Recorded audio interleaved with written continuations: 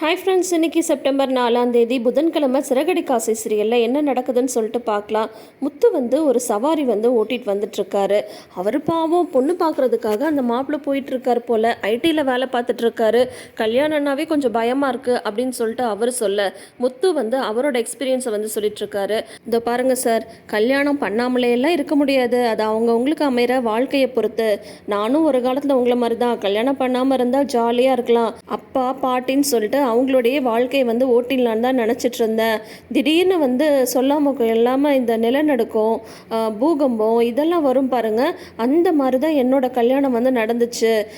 வேடிக்கை பார்க்க போனவன் மாப்பிள்ளை ஆயிட்டேன் அப்படின்ட்டு சொல்கிறாரு. அப்புறம் அவர் கேட்குறாரு, அவங்களோட கஸ்டமர் கேட்குறாங்க, அப்படின்னா உங்களுக்கு விருப்பம் இல்லாமல் தான் இந்த கல்யாணம் நடந்துச்சா, உங்களுக்கு இப்போ இந்த கல்யாணமே பிடிக்கலையா அப்படின்னு கேட்குறாங்க. உடனே அதுக்கு முத்து சொல்கிறாரு, ஆமாங்க, பிடிக்காம தான் கல்யாணம் பண்ணேன், ஆனால் போக போக எனக்கு பிடிச்சி போச்சு. என் பொண்டாட்டி இருக்காளே, அவள் ஒரு டைப்புங்க. சில நேரம் பார்த்தா அப்படியே அவ்வளோ ஒரு அன்பாக பாசமாக என் மேலே அவ்வளோ அக்கறையாக நடந்துப்பா. அதே சில சமயம் பார்த்தீங்கன்னா நம்ம ஏதாவது தப்பு பண்ணிட்டோன்னு வைங்களேன், அவ்வளோதான் பேயாட்டம் ஆடிடுவா அப்படின்னு சொல்கிறாங்க. உங்களுக்கு தண்ணி அடிக்கிற பழக்கம் இருக்கா பிரதர் அப்படின்னு கேட்குறாரு முத்து. இருக்குங்க, அப்பப்போ எப்பயாவது அப்படின்னு சொல்கிறாங்க. அப்போது அந்த நாள் தான் உங்களுக்கு டேஞ்சர் பாயிண்ட்டு.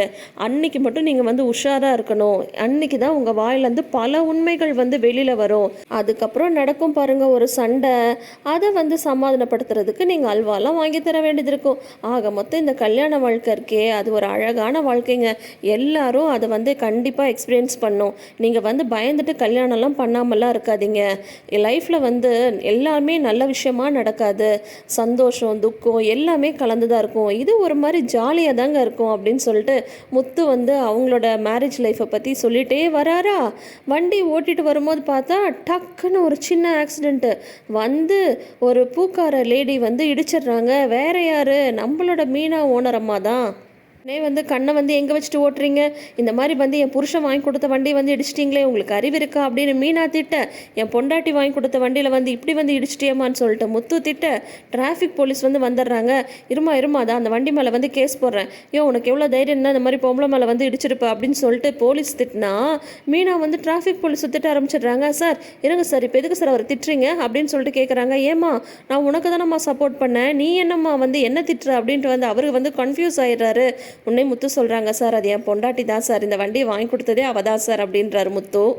உடனே அந்த காரில் வந்தாரே அந்த கஸ்டமர் கேட்குறாங்க முத்துட்டா, சார் இவங்களையா பேயாட்டம் ஆடுவாங்கன்னு சொன்னீங்க அப்படின்னு சொல்லிட்டு கேட்குறாங்க. உடனே வருது பாருங்கள் நம்ம மீனா கோபம்.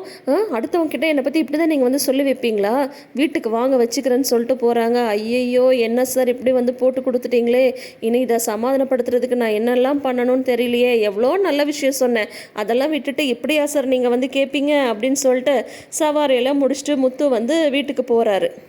அதுக்குள்ளார ரோகிணியோட அம்மா ஹாஸ்பிட்டலில் இருக்காங்க இல்லையா, அவங்க அவங்க அம்மாவை பார்த்துக்கிறதுக்காக, அதாவது காலையில் ஈவினிங் போய் டேப்லெட்லாம் கொடுத்துட்டு பிபியெல்லாம் செக் பண்ணிட்டு வர்றதுக்காக யாராவது நர்ஸ் கிடைக்குமா அப்படின்னு சொல்லிட்டு கேட்டுட்ருக்காங்க ஹாஸ்பிட்டல்லையே.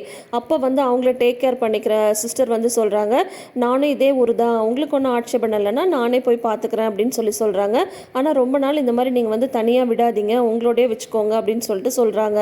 அதுக்கு தான் சிஸ்டர் நானும் ஏற்பாடு பண்ணிகிட்ருக்கேன் அப்படின்னு சொல்லிட்டு அவங்க அம்மாட்டையும் சொல்லிட்டு, அம்மா இந்த சிஸ்டர் உன்னை பார்த்துப்பாங்க அப்படின்ற மாதிரிலாம் சொல்லிட்டு நான் மனோஜ்க்கு கால் பண்ணிட்டு வந்துடுறேன், காலையிலே நேரமாக இங்கே கிளம்பி வந்துட்டேன் எதுவுமே சொல்லலை அப்படின்னு சொல்லிட்டு மனோஜ்க்கு கால் பண்ணுறாங்க. உடனே மனோஜ் எங்கே ரோகிணி இருக்க, இன்றைக்கி கடையில் நல்ல சேல்ஸு, நம்ம டார்கெட்டுக்கு இன்றைக்கெல்லாம் சூப்பராக ரீச் பண்ணிட்டோம் அப்படின்ற மாதிரிலாம் சொல்லிகிட்ருக்காரு. நல்லா சேல்ஸ் ஆகுது, கடையில் எவ்வளோ வேலை இருக்குது, நீ இன்னும் கடைக்கு வராமல் எங்கே இருக்குது அப்படின்னு கேட்கவும், உடனே அவங்க சொல்கிறாங்க, இந்த மாதிரி வித்யா வர சொன்னா, வித்யாவை பார்க்க தான் வந்திருக்கேன் அப்படின்னதும், அவளுக்குலாம் ஆஃபீஸே இருக்காதா, எப்போ பார்த்தாலும் எதுக்கு உன்னை கூப்பிட்டு வச்சுக்கிறா, நம்ம கடையில் இங்கே வேலை இல்லை அப்படின்னு சொல்லிட்டு திட்டிகிட்டே பார்க்குறாரு. பார்த்தா வித்யா அங்கே ஷோரூமில் நிற்கிறாங்க. ரோகிணி இல்லையா அப்படின்னு சொல்லிட்டு கேட்குறாங்க. இப்போ நீ என்ன வித்யாவுடைய இருக்க அப்படின்னு சொல்லிட்டு மனோஜ் கேட்குறாங்க. ஆமாம் வித்யா கூட தான் இருக்கேன் அப்படின்ட்டு ரோகிணி சொல்கிறாங்க. சரி நான் அப்புறமா உங்ககிட்ட பேசுகிறேன்னு சொல்லிட்டு ரோகிணி ஃபோனை வச்சுட்டு உடனே வித்யாவுக்கு கால் பண்ணுறாங்க. இந்த மாதிரி மனோஜ்கிட்ட நான் உன் கூட இருக்கிற மாதிரி தான் சொல்லியிருக்கேன் அப்படின்னு சொன்னது வித்யா சொல்கிறாங்க. நான் உன் ஷோரூமில் தாண்டி இருக்கேன், மனோஜ் என்னை பார்த்துட்டு தாண்டி இருக்கான் அப்படின்னு சொல்லிட்டு சொன்னதும், நீ ஃபஸ்ட்டு ஃபோன் ஃபோனை வெயி, என்கிட்ட பேசின மாதிரி நீ வந்து காட்டிக்காத, ஏதாவது சொல்லி சமாளி அப்படின்னு சொல்லிட்டு ரோகிணி வந்து வச்சிடுறாங்க ஃபோனை. ஐயோ இப்போ நல்லா வசமாக மாட்டிக்கிட்டோமே அப்படின்னு சொல்லிட்டு வித்யாவுக்கு தான் பயம் ஆகுது. ஆமாம் ரோகிணி எங்கே அப்படின்னு சொல்லிட்டு கேட்குறாங்க. ரோகிணி வந்து என்னை பார்க்க தான் வந்தா, ஆனால் எனக்கு வந்து வேறு வேலை இருந்தது, நான் கிளம்பி வந்துட்டேன் அப்படின்னது. எப்படி 5 செகண்ட் முன்னாடி அங்கே நீ வந்து அவளோட இருந்தியா, சொல்லு ரோகிணி எங்கே அப்படின்னு சொல்கிறாங்க. ரோகிணி வந்து ஏதாவது கிளைண்ட்டை பார்க்க போயிருப்பா, வித்யான்ட்டு வேறு ஏதாவது கிளைண்ட்டை பார்க்க போயிருப்பான்னு சொல்லிட்டு சரி நான் கிளம்புறேன்னு சொல்லிட்டு உடனே வந்து வித்யா வந்து உளறிட்டு கிளம்பிடுறாங்க. மனோஜ்க்கு வந்து ஏன் ரோகிணி வந்து போய் சொல்கிறா அப்படின்ற மாதிரி மனோஜ் வந்து யோசிக்கிறாரு. ரோகிணி எப்படி சமாளிச்சிடுவாங்கன்னு வைங்க. இவங்க கொடுக்குற பில்டப்பெல்லாம் நம்ம நம்பவே கூடாதுங்க. ஏன்னா ரோகிணி இப்போதைக்கு மாட்ட போகிறது கிடையாது. ஸோ அதனால் இந்த டாப்பிக்கை விட்டுட்டு அடுத்த டாபிக் வீட்டுக்கு வந்து போவோம். நம்ம முத்து என்ன பண்ணுறாரு தெரியுங்களா, நைட்டு வந்து கொசு கடிக்குதுன்னு சொல்லிட்டு அந்த கட்டிலுக்கு வந்து கொசுவலை போடலாம் அப்படின்னு சொல்லிட்டு ஒரு ஆளை வந்து அனுப்புகிறாங்க. அவர் மேலே வீட்டுக்கு போயிட்டு ஓனரம்மா அப்படின்னு சொல்லிட்டு கூப்பிட்றாங்க. ஆமாம் இந்த வீட்டுக்கு நான் தான் ஓனர், என்ன வேணும், யார் உங்களை அனுப்புனா அப்படின்ட்டு நம்ம விஜயா வராங்க. நீங்களா மீனா அப்படின்னு சொல்லிட்டு கேட்குறாங்க. அப்படின்னு மீனாவா, ஏய் என்னடி சொல்லி வச்சிருக்க, இந்த வீட்டுக்கு நீ அடி ஓனரு, நான் தானடி ஓனரு அப்படின்ட்டு விஜயா உடனே எதிர்றாங்க. அத்தை நான் உள்ளே தானத்தை இருக்கேன், நான் என்னத்தை சொன்னேன் அப்படின்னதும் முத்து ஐயா தான் வந்து அனுப்பிச்சி வச்சாங்க.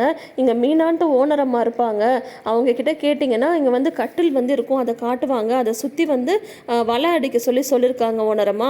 நீங்கள் தான் அந்த மீனா ஓனரம்மா, அதனால் வந்து கட்டில் எங்கன்னு காட்டினீங்கன்னா நான் என்னோட வேலையை வந்து ஆரம்பிச்சிடுவேன் ஓனரம்மா அப்படின்னு சொல்கிறாங்க. ஏய் மறுபடியும் இந்த வார்த்தையை சொல்லிட்டு இருந்தோன்னா உன் மண்டையை உடச்சிடுவேன் அப்படின்ட்டு விஜயா வந்து திட்டுறாங்க. அண்ணன் நீங்கள் உள்ளே வாங்கினே, நீங்கள் ஏன்னா அந்த மாதிரி திரும்ப சொல்லிட்டு இருக்கீங்க, அவர் தான் வந்து சொல்லிவிட்டாருன்னா நீங்கள் வந்து சொல்லுவீங்களா, அவரை பொறுத்த வரைக்கும் நான் தான் பேயாட்டம் ஆடுறவளாச்சே, அப்புறம் இதுக்கு என்ன ஓனரம்மான்னு சொன்னார் அப்படின்ட்டு மீனா வந்து இங்கே திட்ட. அதுக்கப்புறம் பார்த்தீங்கன்னா இந்த ரிப்பனை நீங்கள் தான் கட் பண்ணணும்னு சொன்னாங்க ஓனரம்மா அப்படின்றாங்க. ஆனால் ஏன்னா நீங்கள் வேறு உயிரை வாங்குறீங்க, பேசாமல் வந்து வேலையை பாருங்கண்ணே அப்படின்னு சொல்கிறாங்க. அதுக்கப்புறம் அவர் வந்து அந்த கட்டில் சுற்றி இந்த இதெல்லாம் போட்டுட்ருக்காரு, நெட்டெல்லாம் போட்டுட்டு இருக்கும்போது நம்ம ஸ்ருதி வந்து வராங்க. இப்போ அடுத்த ட்ராமா வந்து ஸ்டார்ட் பண்ண வேணாமா, என்ன ஆண்டி இதெல்லாம் ஹாலில் அசிங்கமாக ஏற்கனவே இந்த கட்டில் வேறு இருந்துகிட்ருக்கு, இதில் வந்து இப்போ நெட்டெல்லாம் வேறு ரொம்ப அவசியமா, எப்போ இதெல்லாம் இங்கேருந்து எடுக்க போகிறாங்களா அப்படின்னு சொல்ல, ஏங்க அந்த கட்டில் ஒரு பக்கம் ஓரமாக தான் இருக்குது, அது உங்களை என்ன டிஸ்டர்ப் பண்ணுச்சு அப்படின்னு சொல்ல, இதுதான் ஆண்டி இவங்ககிட்டலாம் நான் பேசுகிறதே இல்லை அப்படின்னு சொல்ல, ஆமாம்மா அவளுக்கு தெரிஞ்ச அறிவாக தான் என்னமோ பெரிய சீமை இல்லாத கட்டில் வாங்கிட்டு வந்து வச்சுட்டு ஓவராக அலப்பறம் பண்ணிகிட்ருக்காங்க. மீனா நீ போய் காஃபி போட்டு எடுத்துகிட்டு வா ஸ்ருதிக்கு அப்படின்றாங்க. உடனே வந்து மீனா வந்து சொல்கிறாங்க, நான் தான் வேலையாக இருக்கேன், யாருக்கு வேணுமோ அவங்களே போட்டுக்கிட்டோம் அப்படின்னு சொல்கிறாங்க. பரவாயில்ல ஆண்டி நானே போட்டுக்கிறேன், யாரும் எனக்காக ஒன்றும் போட்டு தர தேவையில்லை அப்படின்னு சொல்லிட்டு ஸ்ருதி ஒரு பக்கம் ஆக்டிங்கை போட, உடனே விஜயா வந்து இருமா உனக்காக நான் போட்டு எடுத்துகிட்டு வரேன் அப்படின்னு சொல்லிட்டு விஜயா வந்து காஃபி போடுறதுக்காக உள்ளே போகிறாங்க. அவங்க உள்ளே போனது இந்த பக்கம் பார்த்தீங்கன்னா மீனாவும் ஸ்ருதியும் ஹைஃபை வந்து கொடுத்துக்கிறாங்க. இது கூட நல்லா தான் இருக்குல்ல மீனா அப்படின்ற மாதிரி ஸ்ருதிக்கு வந்து ஒரே காமெடியாக இருக்குது.